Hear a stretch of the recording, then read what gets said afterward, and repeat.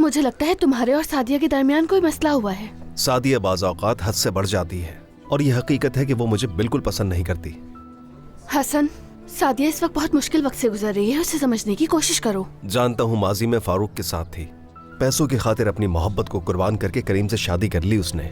खुद इतना सब कुछ करने के बाद आज मुझे जज कर रही है वो। मुझे लगता है फारूक ने जाने से पहले तुम्हें कुछ गलत बातें बताई होंगी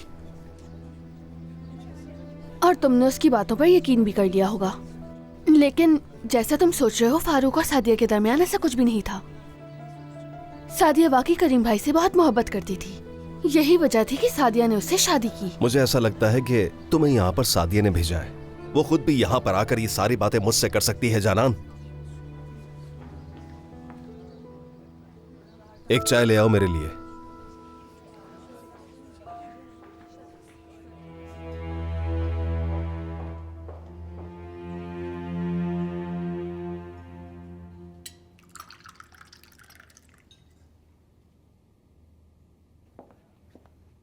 बेटा फिलिस घर में बैठी बैठी बोर हो गई है, वो कोई काम करना चाहती है। बिल्कुल, मैं ऑफिस में देखता हूँ कि उसके लिए कोई अच्छी सी पोजीशन बन जाए। हमें उसकी ऐसे काम में मदद करनी चाहिए कि जिसके बारे में उसे कुछ पता हो। तुम कहते हो तो मैं पूछ लेती हूँ उससे इस बारे में। जी ठीक है अम्मी, मैं ऑफिस में कोई ऐसी पोजीशन देख लेता हूँ जो उसे पसंद भी आए, फिर हम इस बारे में तफसील से बात कर लेंगे। ठीक है, वो इस वक्त तो बाहर गई हुई है, आती हो तो उसे बताऊंगी। ठीक है, वैसे भी आज मैं साइट पर नहीं जाऊंगा, अपने ऑफिस में ही होऊंगा। उसे बोलिएगा सीधी वहीं आ जाए। ठीक है। काम करना फिलिस के लिए अच्छा होगा, घर में बोर हो जाती है वो। हाँ बिल्कुल।